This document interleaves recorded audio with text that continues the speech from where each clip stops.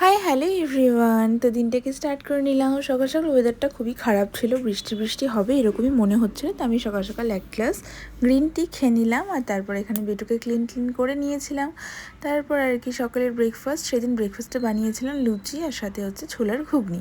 খেয়ে দিয়ে স্নান ধান সেরে ফটাফট করে রান্নাঘরে চলে গেছিলাম জোগাড় জানতে করতে, কেন কি আজকে আমি বানিয়েছিলাম বিরিয়ানি, যেটা একদমই পুরোপুরি ভেজ। তো ভেজ বিরিয়ানি করেছিলাম, অনেক দিন থেকেই ভাবছিলাম করব।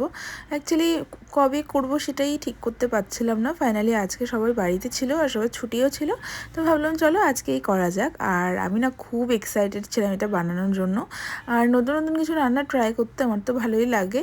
অ্যান্ড ফাইনালি দেখো এইরকম লাগছিলো দেখতে, আর এটাকে দামেও বসিয়েছিলাম আমি। ফাইনালি না রেজাল্টটা খুবই ভালো হয়েছিল।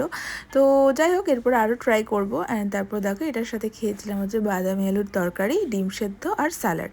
তো খাওয়া দাওয়া জমিয়ে ক্ষীর, এখানে আমরা সবাই মিলে খাওয়া দাওয়া করতে বসেছিলাম।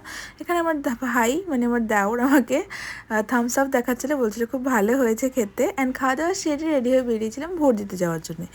আর আমার সঙ্গে তো ব্লান্ডার হবে না, এটা হতেই পারে না। তো যাই হোক, প্রথমেই চলে গেছিলাম আমার বাড়িতে, কেন কি বোনকে টেস্ট করানোর ছিল, কেন কি আমার বোন অনেক ভালো ভালো রান্না করে।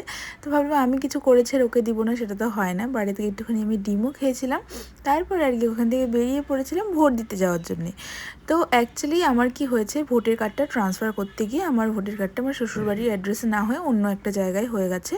তো যেটা আমাদের বাড়ির থেকে প্রায় অনেকটাই দূরে, আর কি আর করা যাবে, এখন ভোট না দিলে তো হবেও না।